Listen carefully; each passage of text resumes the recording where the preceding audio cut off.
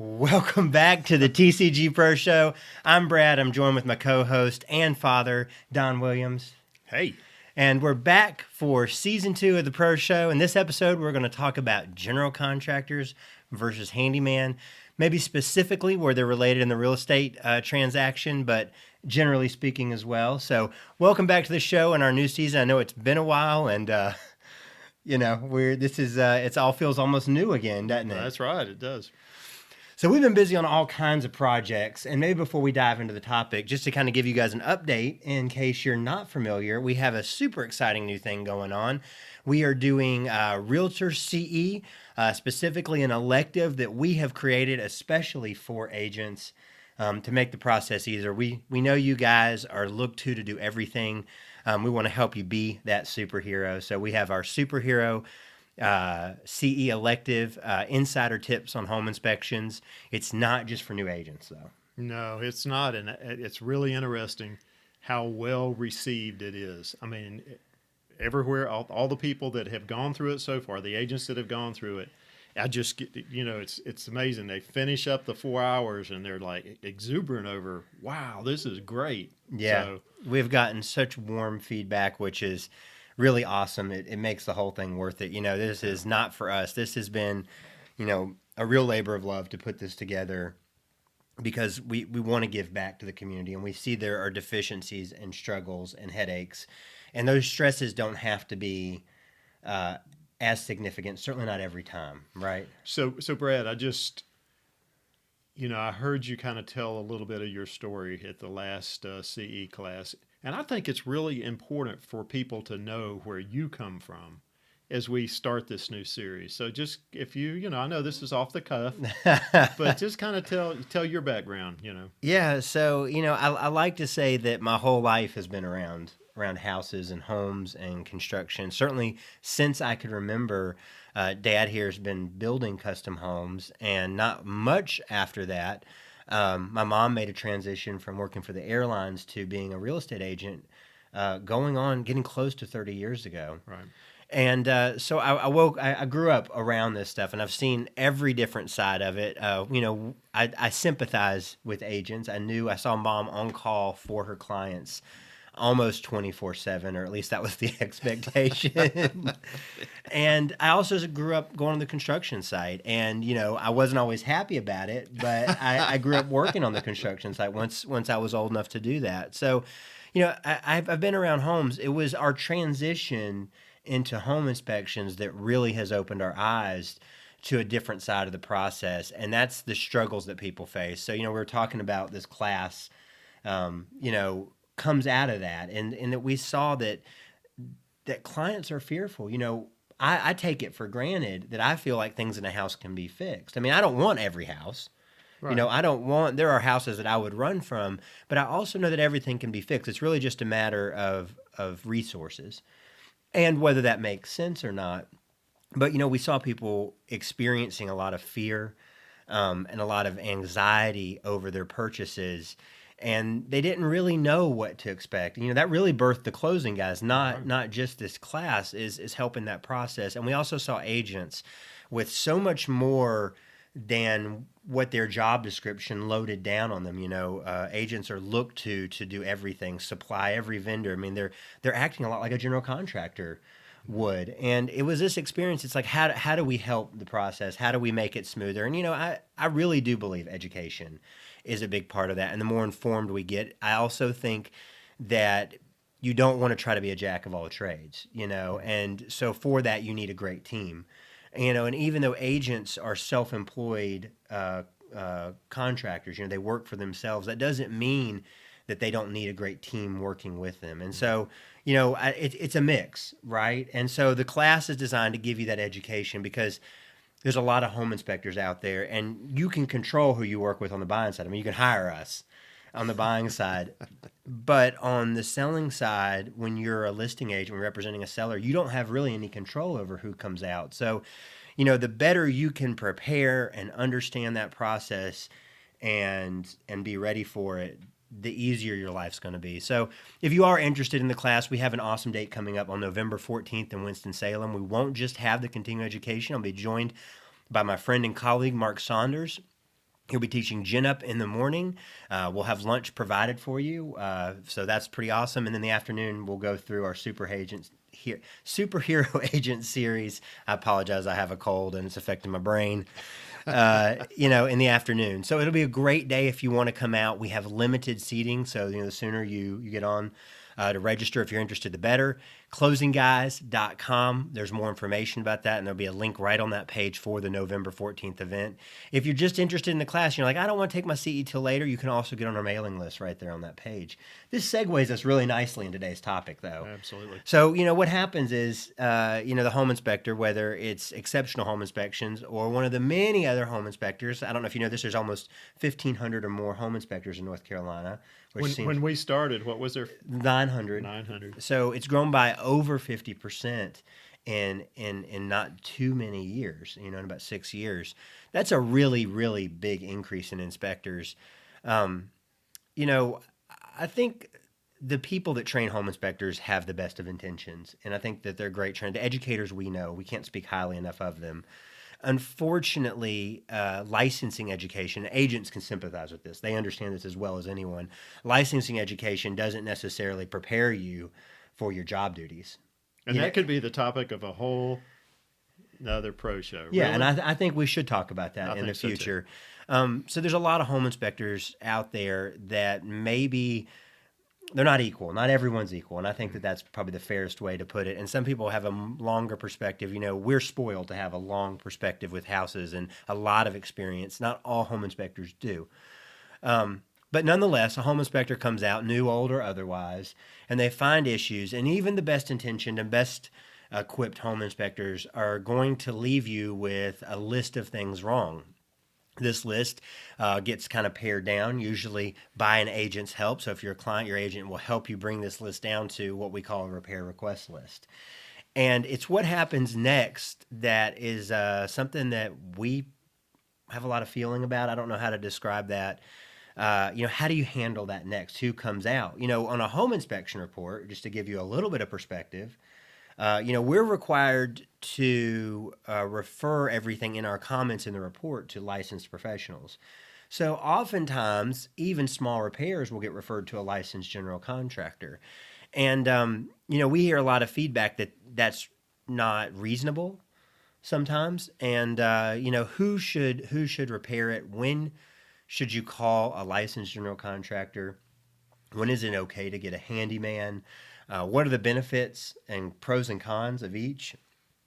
And, how do you go about that? And it's not just in the repair request list, but in all the work you do in your houses. So we'll start with this repair request list, and maybe we can have some examples of items. What's a good example of something that we find a lot that?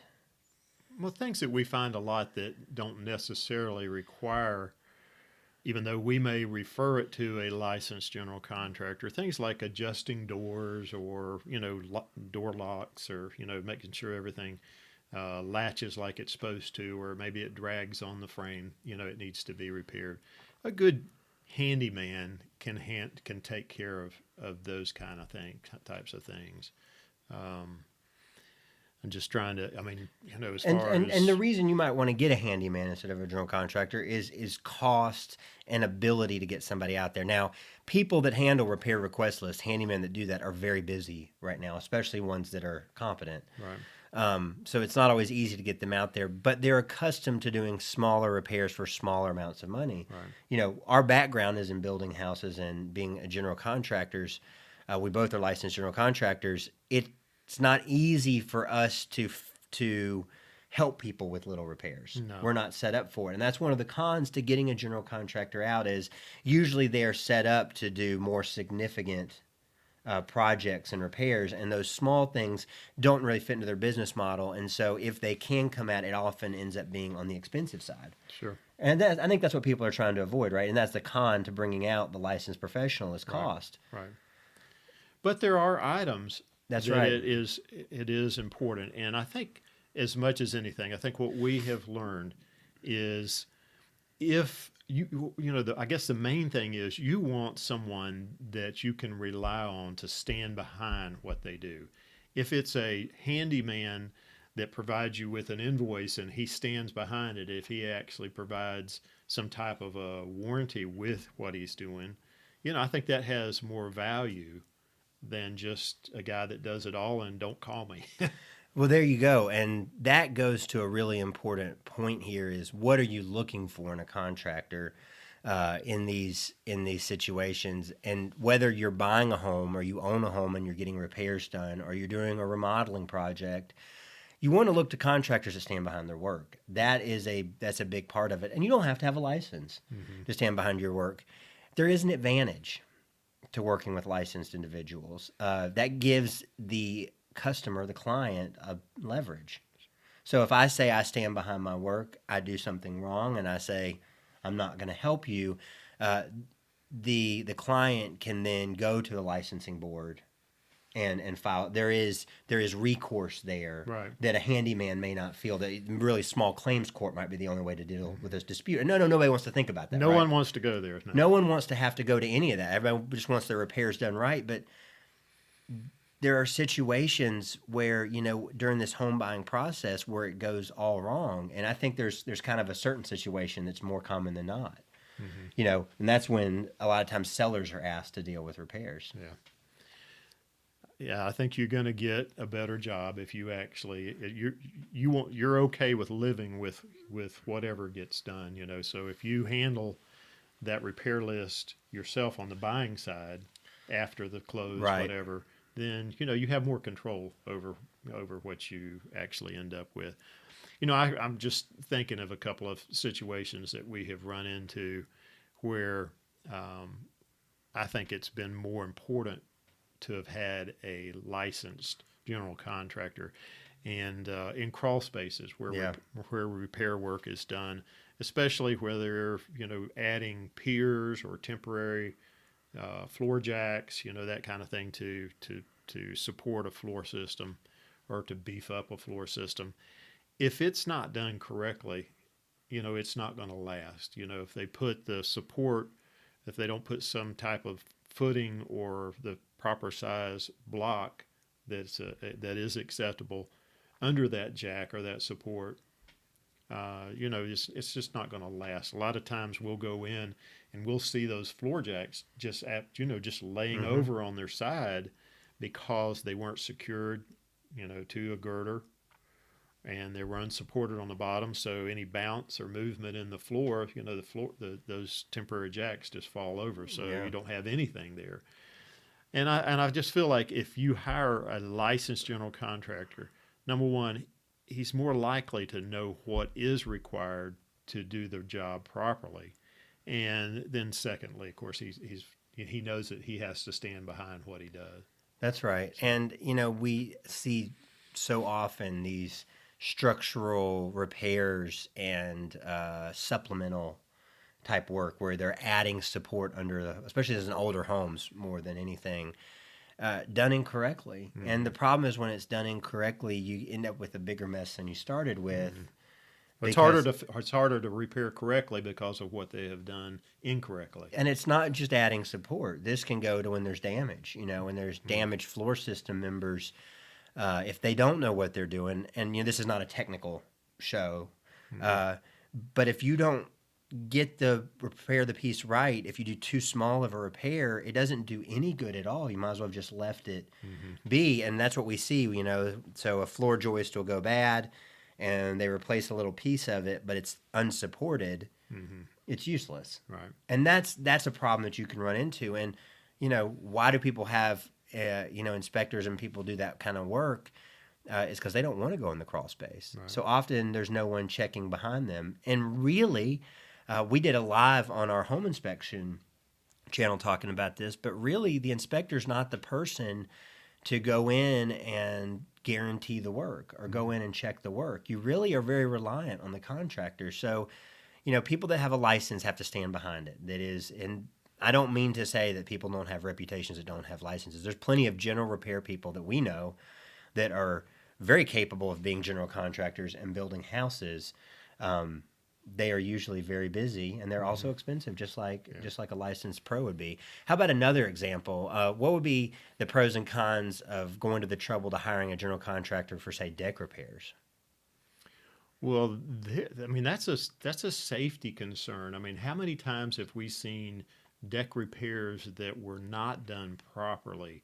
That were little. I mean, I know I'm thinking of one, and you probably know the deck that we're Mm-hmm. talking about. And Mm-hmm. this was a couple of years back.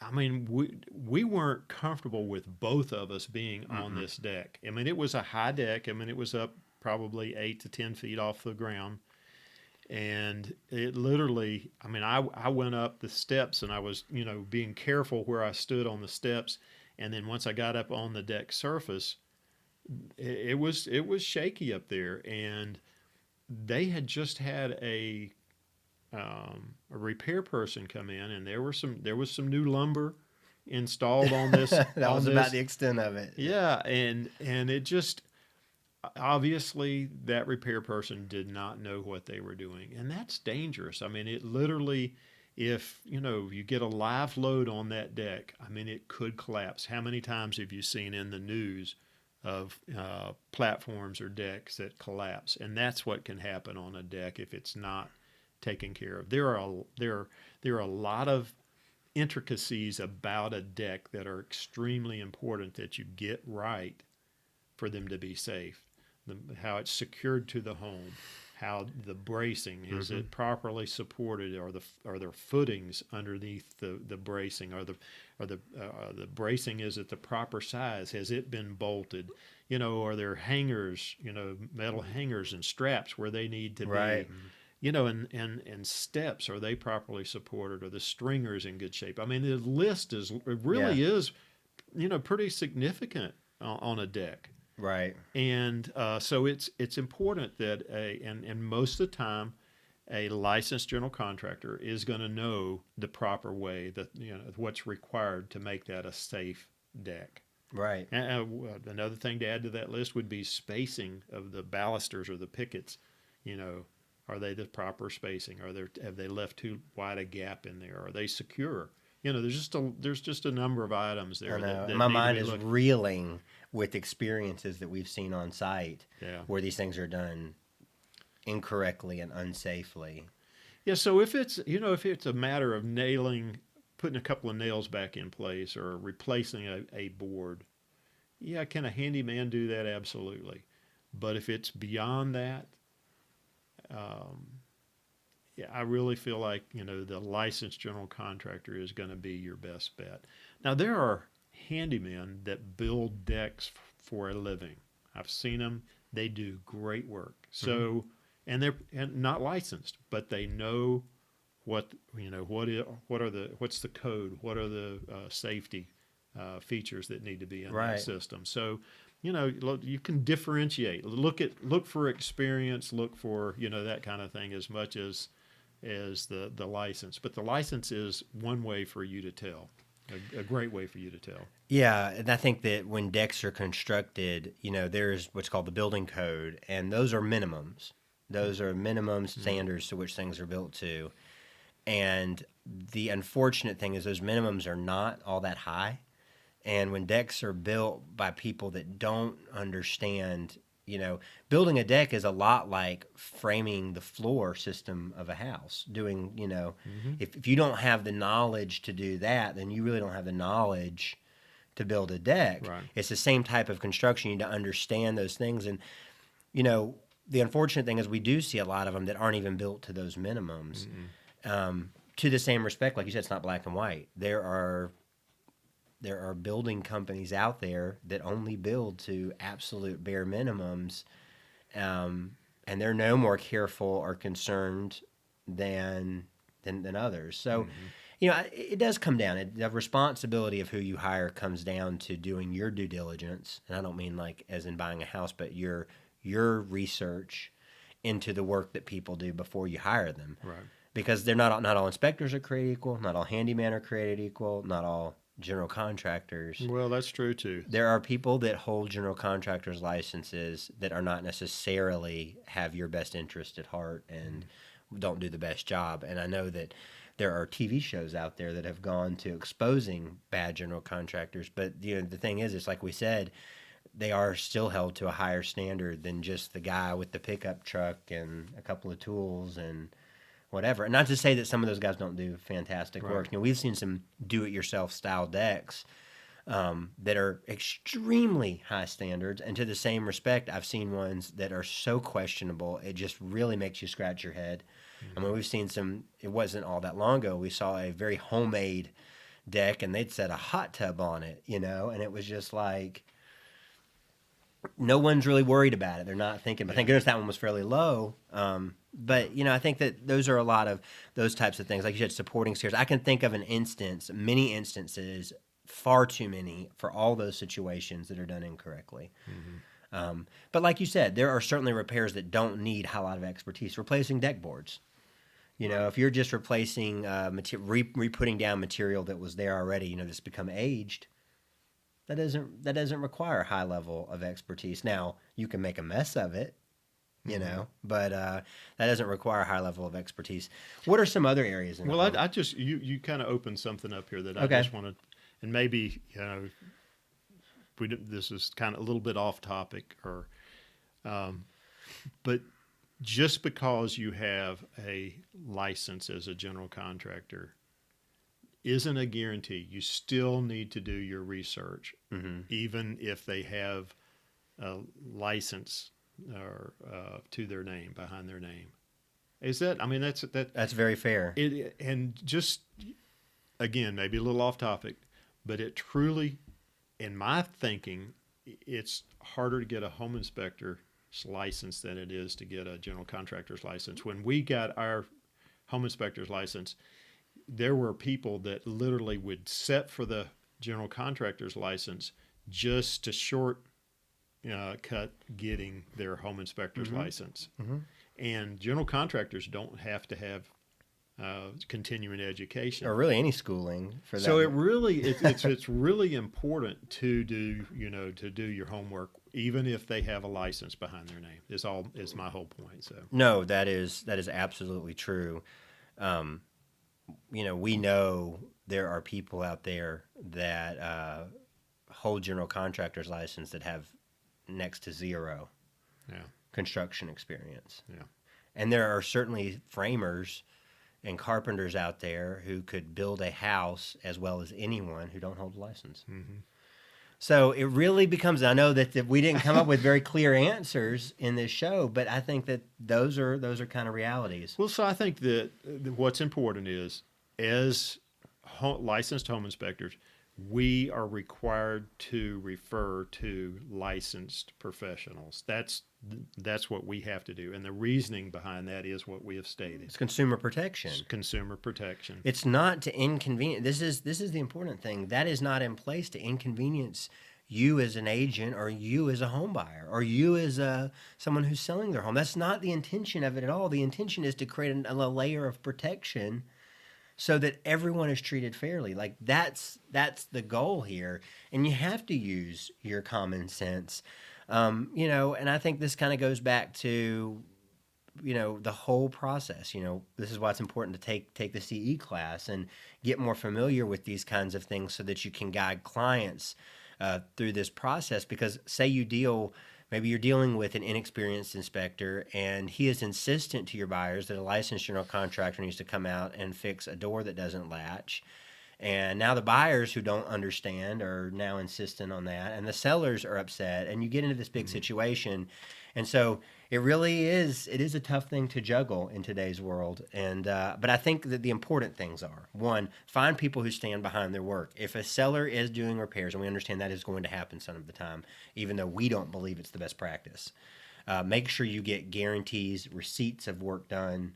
You get those things. That is going to be as useful, if not more useful to you, than getting a home inspector to come out and do a recheck. And I'm not trying to take business away from ourselves.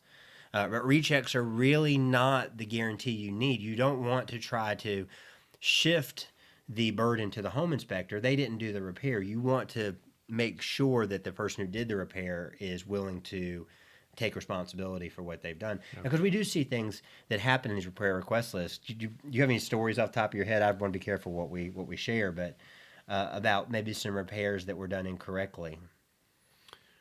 Well, I think we see it, most every time we go back to do a recheck, we see some work that maybe they cover something up and we don't have any idea of what they did behind what has now been hidden from our view. And so all we can state is there's been an attempt to repair, but we don't know what they did behind that. And Right. so that's where, again, you know, kind of back to the basics, where referrals, checking on professionals, checking behind, asking for references is so critical, to enter. That may be as important as the license is actually getting referrals and references from that person before you have them do the work. Right. Is No, that I think fair? that's So, fair. I think that's yeah. fair. But yeah, I mean, there's just obviously, I mean, we've talked about that some in the past, but a lot of times in a floor system where they have come in and they basically just kind of covered up the damage as opposed to fixing it. And well, we don't know whether they fixed it, but they're covered up. So that's a tough thing. Yeah, and I think that you should be leery of cover up. Anything that's concealing and covering up, you should take caution. Mm-hmm. Take caution with that. What points am I missing on this general contractor versus handyman debate? We probably should have had a handyman in here. It's almost not fair, but Yeah. Well, and we will. yeah, we will. I've been definitely talking will. with somebody to get them scheduled, who kind of walks that line himself. There are general contractors who do repair request lists. Mm-hmm. There are companies who specialize in these things. So today we've kind of talked about handyman versus general contractor. There are other areas that I think we need to address, and that will be with an electrician. Why not just have a handyman repair the electrical? Why not have a handyman repair plumbing? Or, instead of an engineer, why not just get a handyman to repair an engineered truss? So I think those are topics that we will address in the future. Right. You don't have time for today. Right. I think we are running short on time today. It's really awesome to be back. We love doing the Pro Show. It's a lot of fun for us. This is something we get asked a lot about. If you have questions, I'm sure there's something we're missing today that there's going to be questions about. You can leave them in the comments section of the YouTube video. You can leave them in the comments section of the Facebook. You can send us an email. If you think that we have spoken out of turn or there's something that we're missing here, we'd love to hear from you. We're willing to admit if we're wrong on something. We're willing to Absolutely. admit it. Just know that, and we invite your comments and your input. Absolutely. And I think that maybe it doesn't need to be said, or maybe it does need to be said. None of this is aimed at getting us business or making us money. This is simply us sharing our opinion that has been developed with you with decades of experience around homes. Careful. Kind of dating me a little Not many bit. decades, but with our experience in houses to share what we feel like matters, what we feel like matters to the end user, because somebody has to live with it. And when you're buying a house, the repairs that are done, you get to own them. Once the closing happens, once it's sold, they're yours. You own whatever that you've bought, and it no longer can be put back on someone else. And down the road, when you go to sell it, someone else may have a different standard than you. And the idea is to protect yourself. You're protecting your investment. Buying a house is a huge investment, and nothing we share on this show is designed to do anything but to help people protect that investment. So this is our first episode back. It has been fun. We will be back again next week.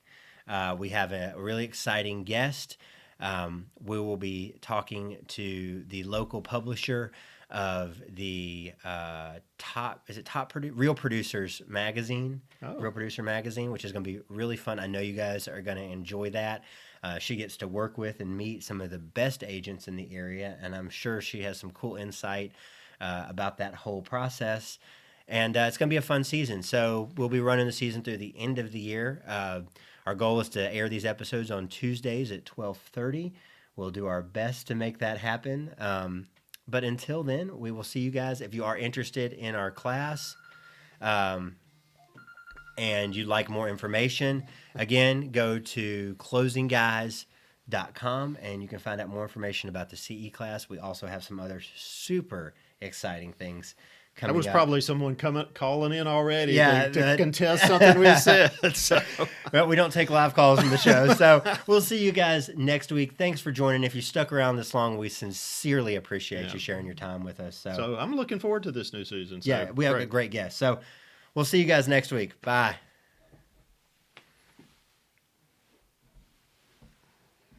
I thought I'd turned my phone off. I don't know whether it got turned back on or what.